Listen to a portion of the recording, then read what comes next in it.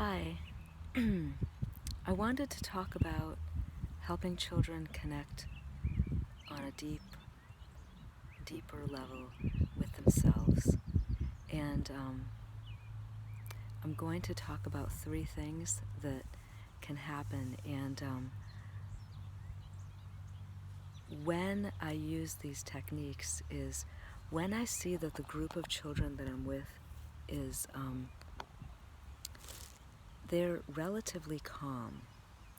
And what I mean by relatively calm is if the group of children that I'm with, if I find that they're in an exquisitely calm and receptive, really beautiful place, I do not do these techniques because they're kind of in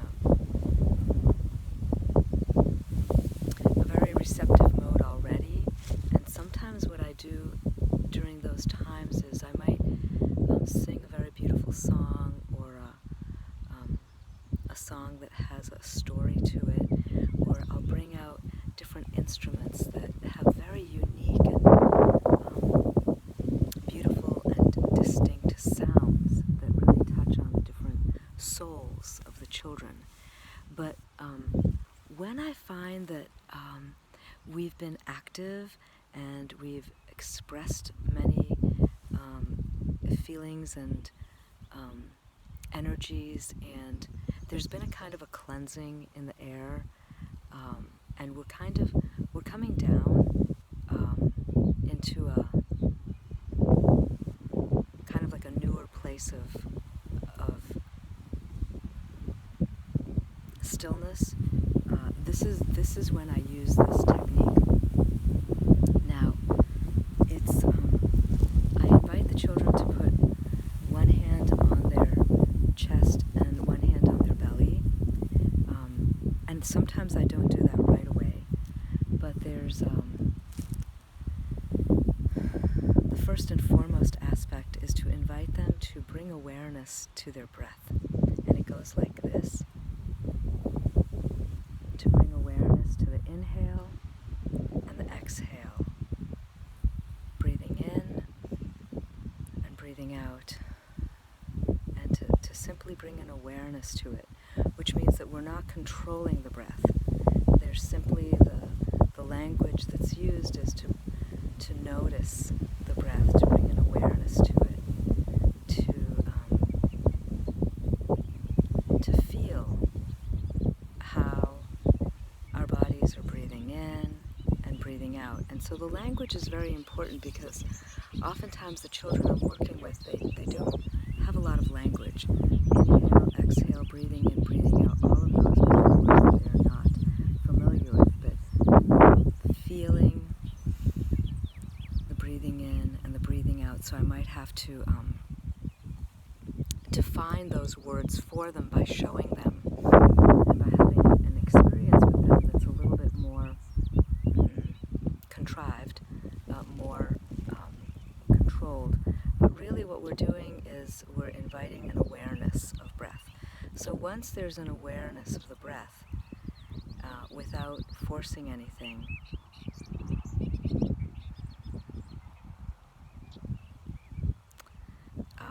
then there can be an awareness of the heartbeat as well. Now I will say that oftentimes before using this sort of a journey technique with them, bringing awareness to the breath, and subsequently I'll explain later about the heart awareness. Oftentimes before that I've done some of the exercises like the whoop, whoop, whoop, whoop, wow, or the that one where we are kind of experiencing the different chakras.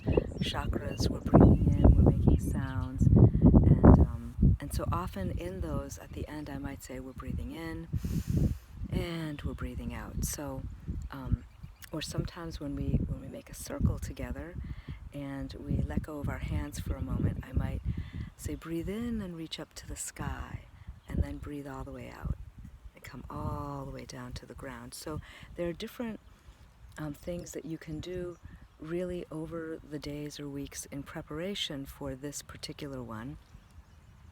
And there's nothing that has to be like in a certain way. There's no linear should or anything. I'm just kind of putting out a bunch of different possibilities here. But so once there's an awareness of the breath, then at some point you can invite the hands, one hand to go on the belly, one hand to go on the chest, and to see if they can then bring their awareness to the heartbeat. Now, sometimes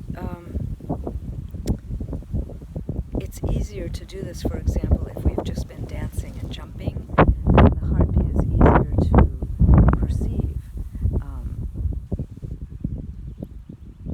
And when you haven't been so active, it's sometimes can be harder to perceive the heartbeat.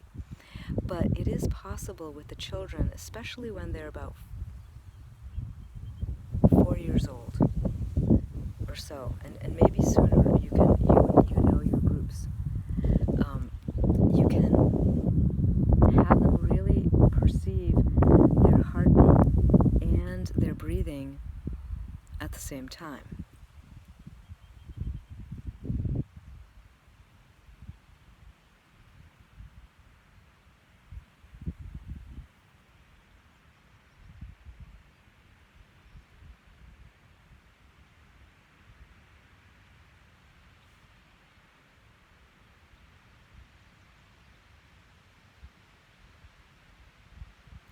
So, that's something that you can, like, for sure do and play around with the particular sequence that you want to use for your particular children on that particular day. And you might find that there's a rhythm that you get into. The third thing, which can come before or after on another day or whatever, is the awareness of the sits bones. Now, the sits bones, if you rock back and forth, or side to side actually, not back and forth, but you can feel that back and forth as well. Side to side it's more prominent. You can feel these kind of bones that you rock on. Those are the sits bones. Well, they're called sits bones, but they're kind of at the base of the pelvis. And you can literally float on top of them. And that's very helpful. And that's something that you can bring the children's awareness to that in any of many ways. Sometimes it can happen very quickly, and sometimes I have it as part of the sitting in a symmetrical position, which I'll probably post as a separate thing.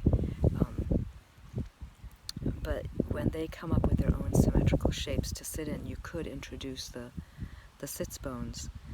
If it's appropriate. Sometimes they like to sit on their knees, or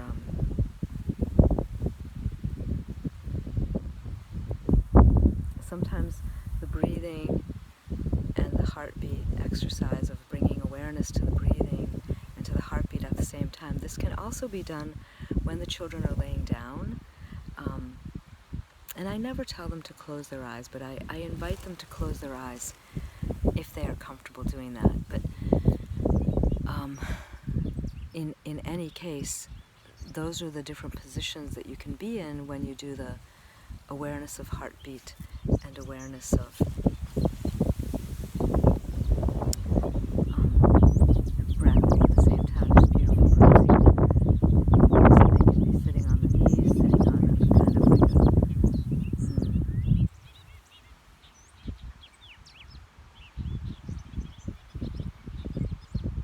like an Indian style crisscross applesauce, as they say, or laying down. So that's all for now. I hope that was helpful. I'll always write a little bit more in the notes. And wonderful time practicing this with the children, and really having it always be that it's an invitation to awareness. There's no right, there's no wrong, there's no forcing. It's very important to keep that perspective.